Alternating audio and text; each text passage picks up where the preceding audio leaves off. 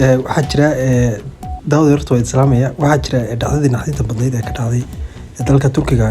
ninka muwaadinka Turkiga ku dhintay madaxweynaha dalka Soomaaliya wiilkiisuna baabuurka jirsiyay ayaa waxaa ka hadlay sheekh Khaweyn inay Idris wuxuuna dhacdada ku tilmaamay dhacdo yani 2011 sidii abaartii Soomaaliya ka dhacday dowladda dalka Turkiga u gurmatay warbaahintu si ay u falanqaysay waaga si ka daran ayaa dhacdadan hadda loo falanqeynaya. marka qoraalkiisuna waa kan halkan waad ka arkaysan. marka waxaad muddo Soomaalidu inay xoogay yani mansabkii ay kaga joogtay dadka Turkida inuu hoos u dhacay.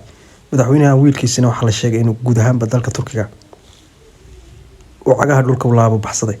walow gudoomiyaha Istanbul uu yidhi meelu jaan iyo cidhib dhigaba sharciga kama weyna waana soo qabanna. marka hadduusan tuulo Soomaaliya ku taalla uusan aadin Xasan Sheekh Maxamuud halis buu ku jiraa. marka ilaahay u naxariisto.